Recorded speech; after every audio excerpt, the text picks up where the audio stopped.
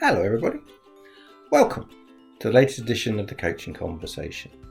In this series, we're aiming to help business owners, business leaders, and fellow coaches by sharing our experience and the experience of our guests who've coached people all around the world in all of different sectors and industries that you can imagine. So, very little more to say other than do please now sit back, relax, and enjoy this edition, and look out for a special offer for our loyal audience at the end of the programme. Hello, everybody. Welcome to the latest edition of the Coaching Conversation. And today I'm joined by Lisa Cole, who is CMO and AI Officer at 2X Marketing in the USA, and she's talked to us today from just north of Detroit. Welcome to the Coaching Conversation, Lisa, and we're going to talk today largely about how to transform marketing in this new AI world.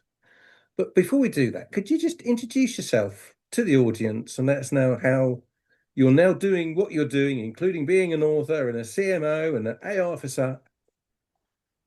Let us know. How did you get here? Okay. Well, thank you very much for the invite, by the way. I've been excited about this conversation for some time. So it's great to meet you and honored to be here.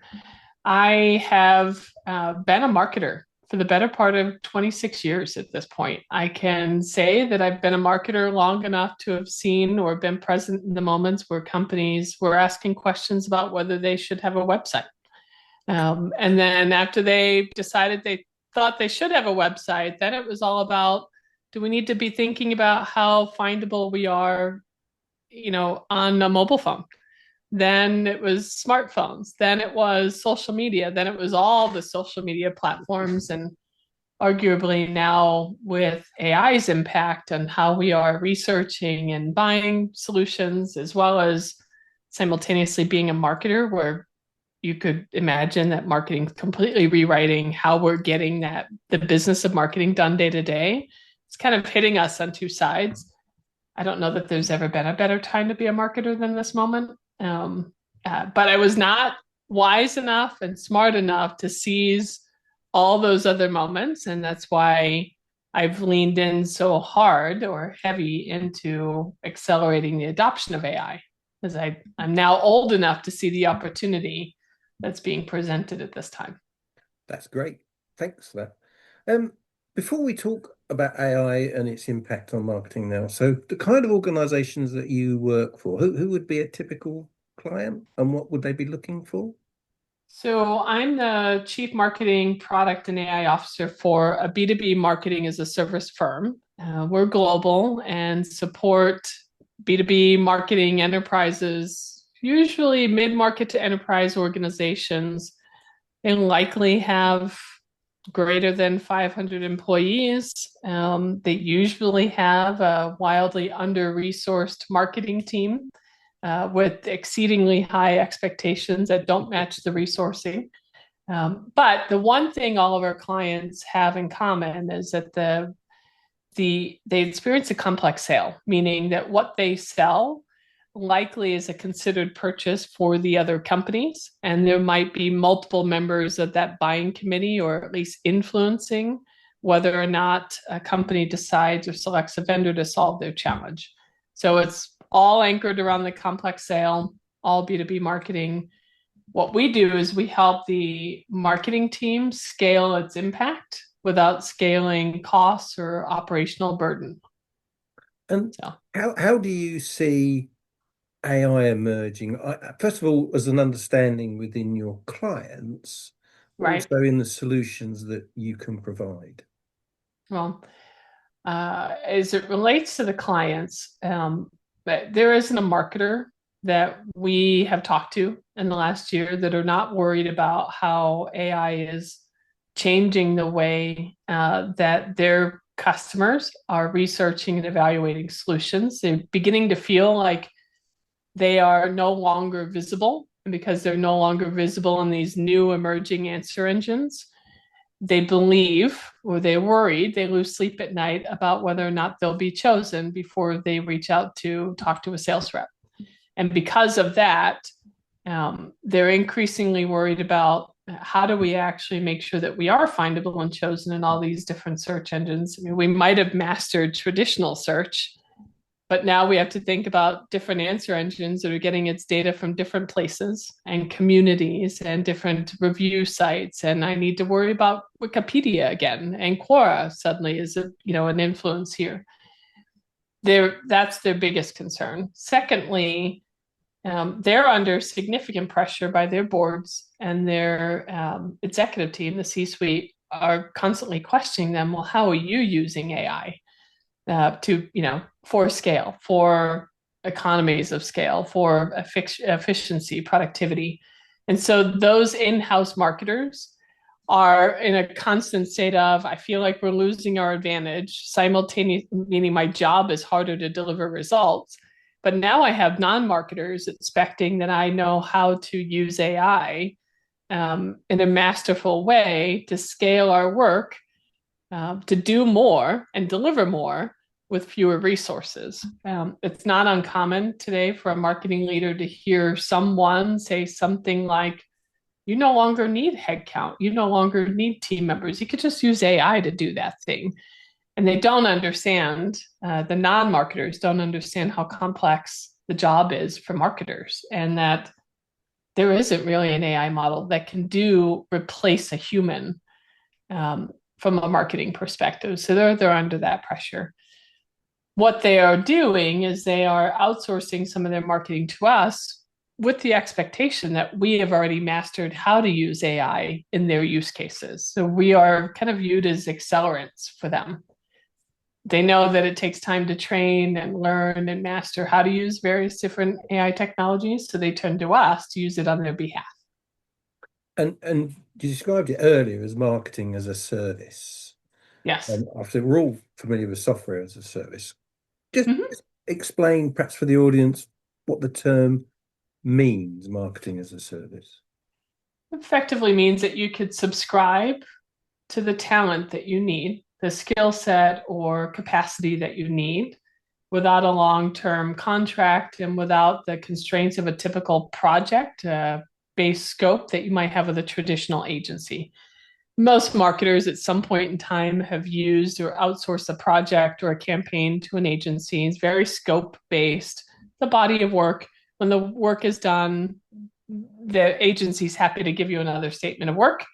Or if your requirements change, you're happy to give you another statement of work, but they still expect to get paid for the other project, right?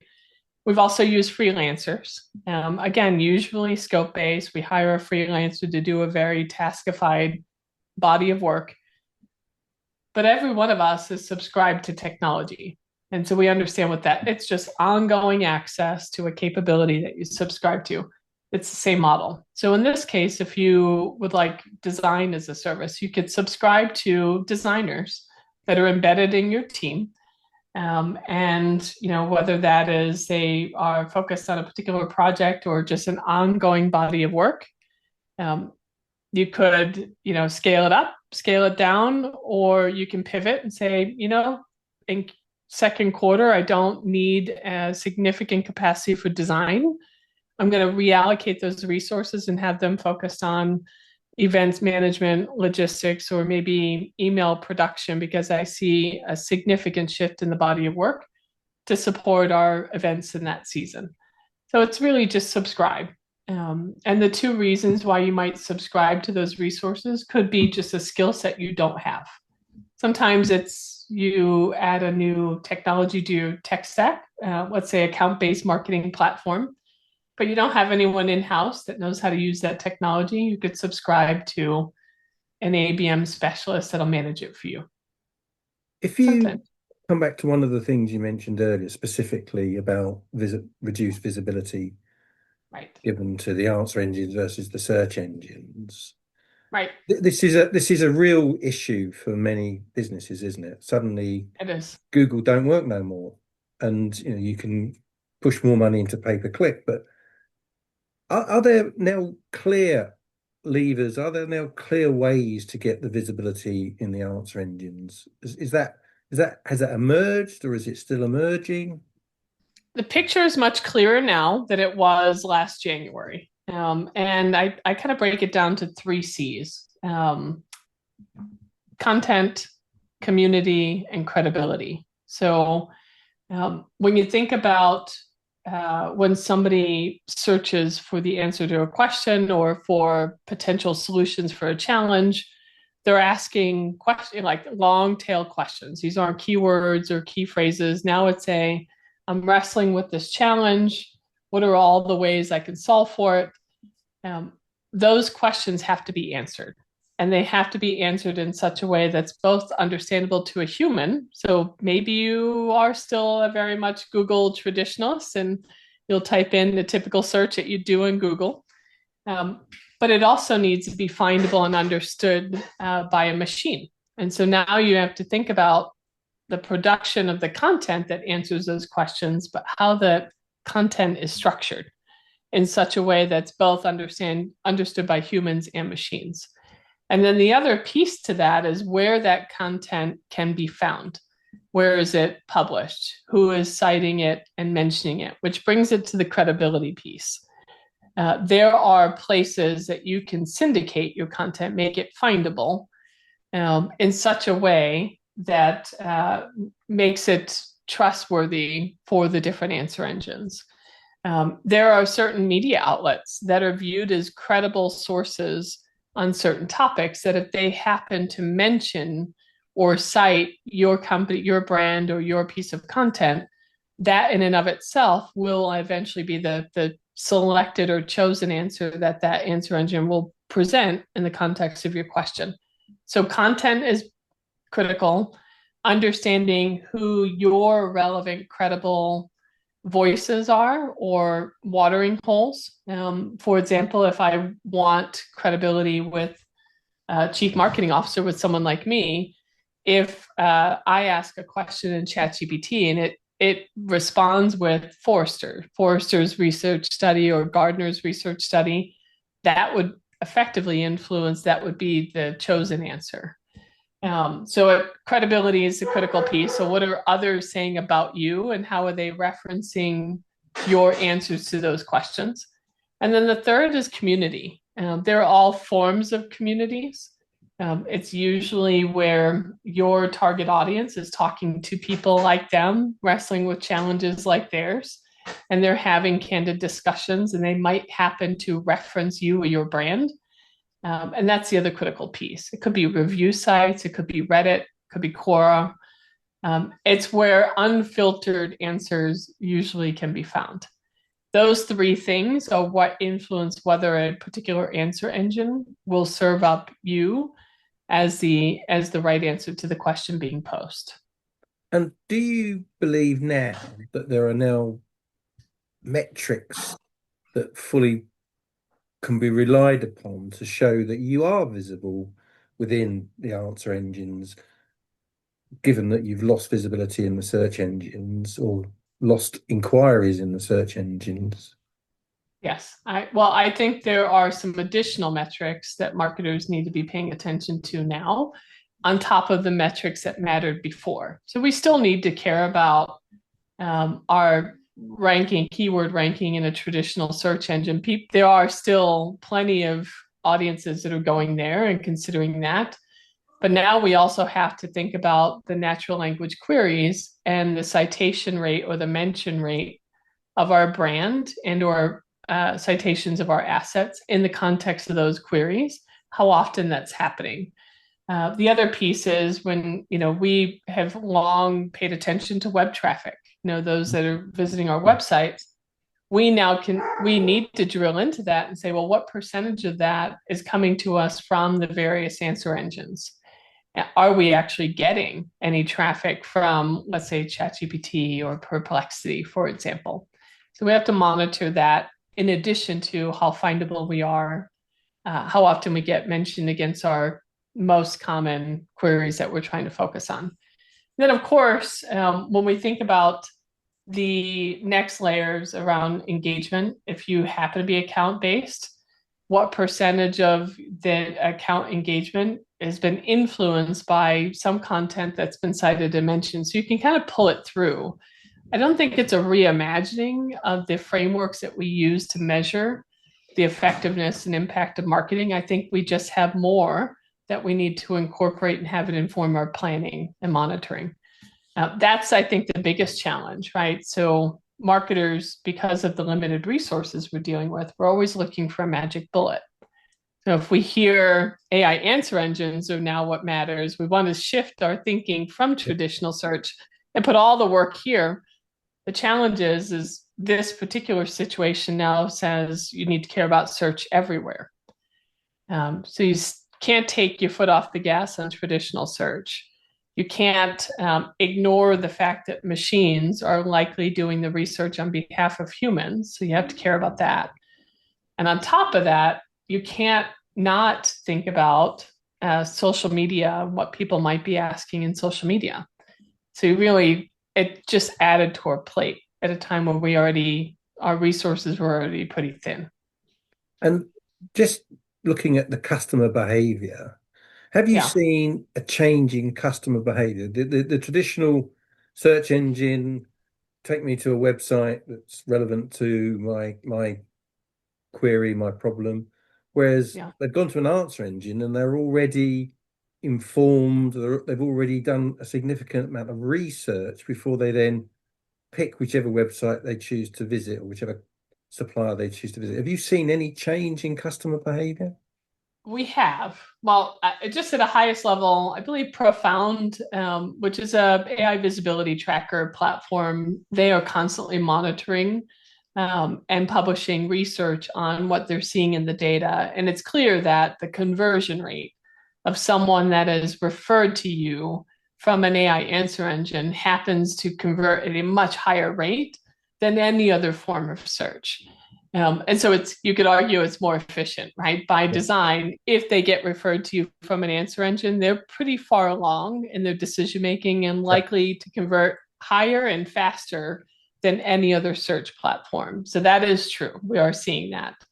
Now, as you might imagine, the volume is much lower. But I think that we would expect that if we see conversion, and it likely means that they're further along in the research process.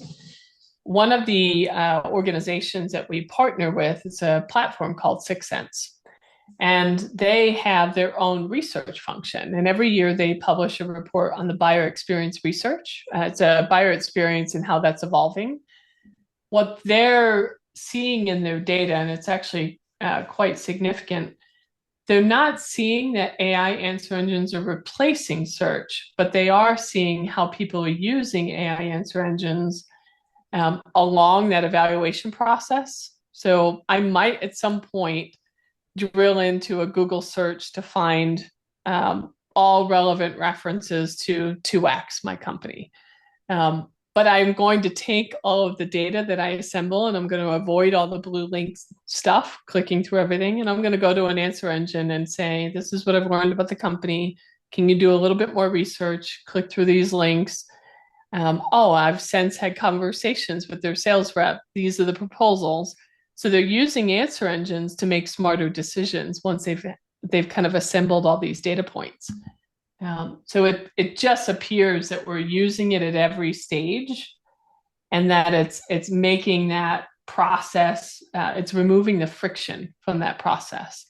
But some of the same cast of characters that were that you would turn to for some form of an answer still appear to be included in that research process. So It's interesting when you describe the picture as you do, you yeah. return immediately to the importance of visibility, don't you? Oh, yeah, And the point is not neglecting previous the yeah, importance of previous search engine visibility. You've got to be doing that at the same time as the new answer yeah. engine.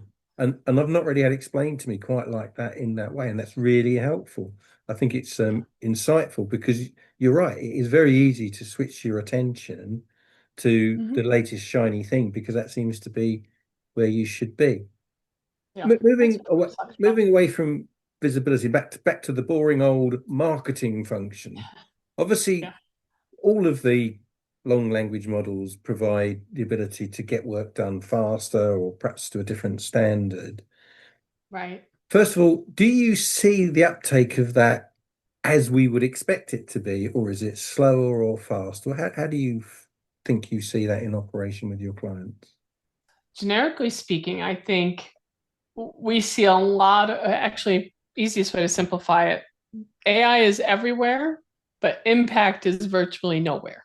And the reason for that is that it's random acts of AI. So marketers, by and large, probably because of the unnecessary pressure from the non-marketers of the world saying you should use this. Um, the companies have spent significant money on licensing, maybe sometimes without strategy. So they might have licenses to a million different techs all over the place. They've not invested enough in training and adoption. And they've not really pushed further than a human has access to an AI chatbot, and that human is using it to do that task faster. What they have not advanced towards, which I think is the real unlock, is when you look at how work flows through your organization, how are you reimagining those workflows and applying AI to it? They're kind of just giving everybody more tools, and it's not advancing the way we would expect because they're not changing the nature of how they work. Good example of this might be my favorite question to ask a marketing leader is how long does it take you to get a campaign from an idea into market? Most of the time, they don't actually know how long that takes. And then the second piece of that is when they find the answer to that, they're a bit horrified to find out it could take an entire quarter to get a new campaign into market. And the reason for that is that they have these large or larger teams, functional silos, lots of handoffs, um, lack of automation in those hands off, lack of visibility to how that work is flowing, endless review and editing cycles. You can apply AI to that, and maybe one step in that workflow gets done faster, but the friction that already exists across that workflow still keeps you from accelerating your speed to market. It still prevents the optimization you might get in that campaign to drive greater impact because you haven't actually reimagined your work to apply AI to it. You're just kind of stitching it in, which is why I describe it as random acts of AI everywhere, impact nowhere. Interesting. And when it comes to the creative side Yes. and the issues around copyright and ownership of text and so on, how do you see that unfolding in the real world? Are people sensitive to it? Are they ignorant of it? How do you feel? I do believe that there are creatives. There are companies that span across the spectrum. So there are companies whose IP is the very livelihood of that organization, that is their source of revenue, that hesitate from using any form of AI because they don't understand um, if you use AI and where does it make it difficult to protect the IP? Meaning they haven't even weighed in to figure out of all the things that a marketer might do, what would we care about protecting? What do we really need to protect? An ad that might go in on LinkedIn to support, one particular asset, is that a thing you need to protect? Versus maybe an underlying framework of your IP that you need to care deeply about that might be published in a white paper. Because they've not taken the time to answer the questions about what is worth protecting versus where perhaps we should be using AI for efficiency and productivity. So they just decide to actually protect their people or prevent their people from using any form of AI. On the flip side, there are these AI native companies who believe that there's a very short window and opportunity for them to seize share of attention and market share from these large industry leading companies. And so they'll move forward and use AI across all their applications, recognizing they've got a short window of opportunity they can seize. And it's fascinating to see those two ends where you have one company that's very, very sensitive about it and slow to adopt anything, On the other side, at this point, they would rather, get the attention and quickly scale up their company before the industry leading companies that tend to be bloated and slow moving even have a chance to react. So it's fascinating. But underlying the advice I give to my clients is get clear about what you feel is worthy of protection, and then put in the guardrails to prevent AI from being used against the creation of those assets. Right. Yeah. This is an incredibly fast-moving arena, isn't it? It is in world at large, but specifically in marketing and the relationship businesses have with potential customers. Right. How does your organization keep at the leading edge of that? Because that's essentially what you're selling, isn't it? It is. We are selling effectively marketing execution, and we happen to use AI to scale that for the clients that want us to leverage it. When we talk about the commitment we make as a company, and I would say that this is even true of me as a person, in terms of what's happening with the adoption of AI. As an individual, for the last 2.5 years, I have carved out time every week to make sure that I'm reading all the news, understanding how the models are advancing, what new technology has emerged. I'm reevaluating existing technology if it's advanced. Let's say a new model comes out, I'll go back and apply it to my core set of use cases. So I make that personal commitment to stay on top of it. And there are a number of leaders, industry influencers, news channels that I consume on an everyday basis. As a company, we've invested in a couple of things. We have our own R&D function. We call it the AI Innovation Lab. This is a team of builders, or tinkerers is probably the best way to put it, that have access to all the frontier models and some emerging technologies related to specific use cases like imagery and video. And their job is to take our core set of use cases that we have across our portfolio and continuously test, pilot those use cases using these new technologies. They are usually the ones that build these reimagined workflows that then get rolled out to our clients. So that AI Innovation Lab commitment to licenses for the core foundation models, and then the other piece, from a training and development standpoint, we do have our own AI council, which includes representatives from every functional group across our enterprise of about 1,400 employees. And those are they manage our charter. They ensure that we're aligned on the use cases we're going to focus on, which are very, very much anchored in our clients' connections. But we also have a commitment to training and sharing what's working and what's not, which includes an asset library. So prompts, approaches to context, the latest emerging skills, those things. So, yeah. Lisa, this is fascinating. This has been an incredible conversation. I really enjoyed it. We are coming to the end.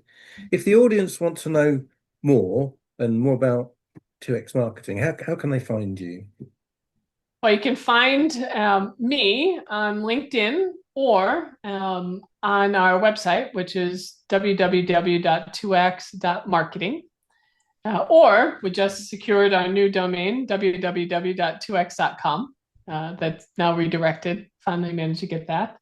That's where I'd find. And the only piece I would offer as kind of closing advice is, when you think, if you're a marketer and you are looking to accelerate your adoption of AI, either as a person or for your company, think first about how the work gets done, your operating model, and then think through where you want to use AI. The question gets a whole lot easier to answer if you know how the work gets done.